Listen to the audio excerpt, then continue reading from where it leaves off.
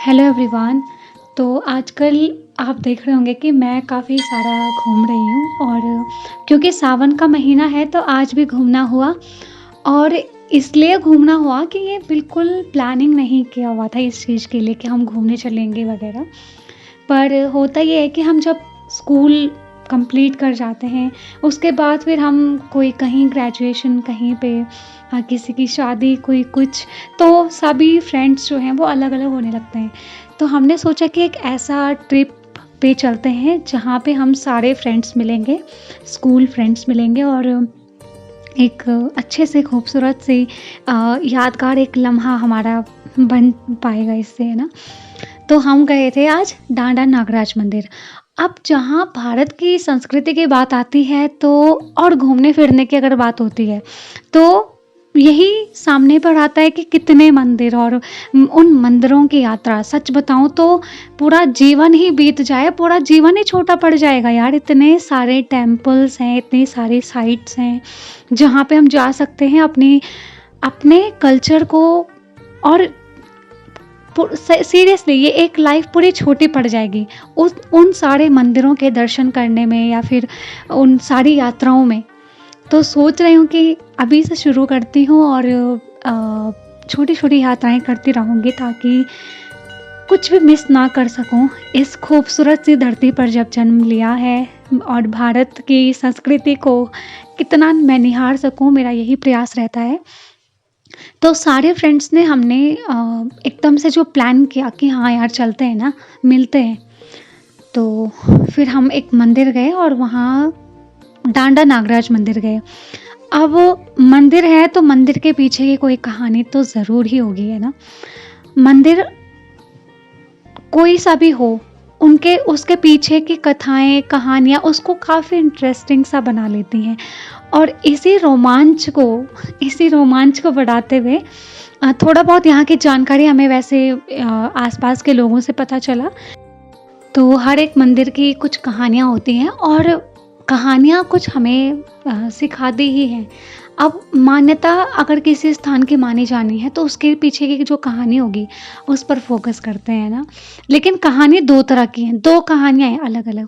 Google आप search करेंगे तो आपको पता चलेगा कि यार यहाँ पे ना कृष्ण जो थे वो नाग के रूप में कृष्ण चले थे और इन्होंने पूरी यात्रा की थी और जो एक चोटी है, यहाँ पे उन्होंने अपना अवतार लिया था नाग रूप में। तो फिर यहाँ पर एक मंदिर की स्थापना हो गई जिसको डांडा नागराज बोलते हैं। डांडा नागराज मीन नागराज वो मंदिर और डांडा आस-पास जो ये पहाड़ हैं, चोटियाँ हैं, इनको डांडा बोलते हैं। तो ये हो गया।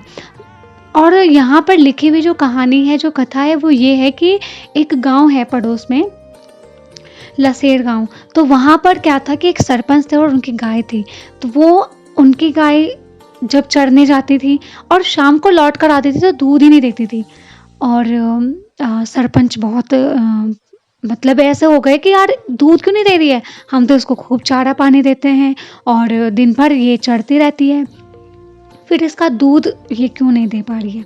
तो कहानी ये आगे बढ़ती है कि एक दिन सरपंच ने गाय को छोड़ दिया और उसके पीछे-पीछे चल दिए चुपके से देखने की कहानी क्या है, असल कहानी क्या है।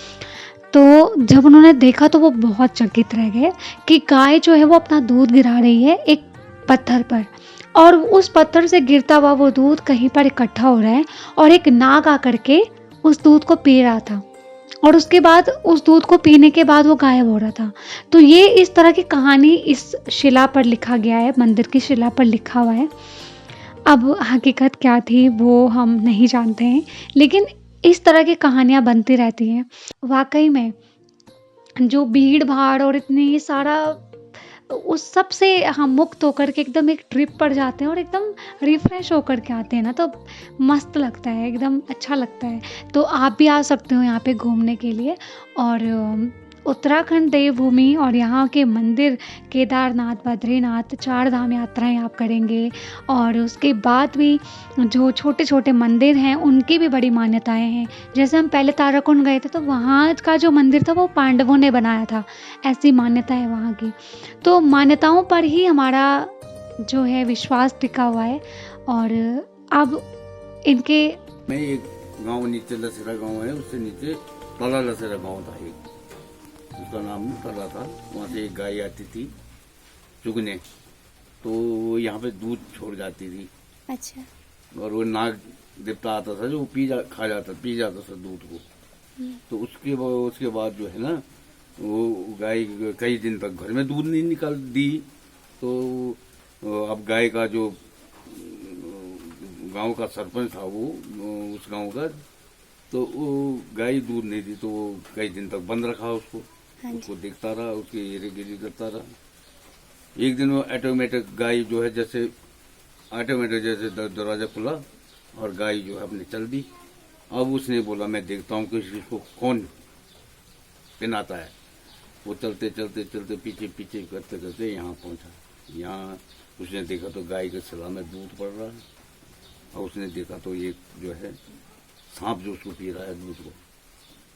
उसने कहा ये क्या चीज है। उसको गुस्सा आ गया गाय पे।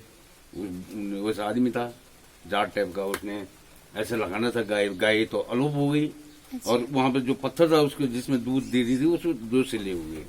अच्छा। तो एक तुम्हारा जो है वहां चला गया सेम देवता सेम नागराजा बोलते हैं, हाँ जी। और एक यहाँ पे रह गया, दो से हो गई उनके। Thank you. जैसे कि आपने आगे देखा कि अंकल जी ने हमें वही कथा बताई जो पौराणिक है, और उसी कथा के अनुसार अंकल जी ने हमें पूरी कथा सुनाई और आगे हम घर की ओर गए।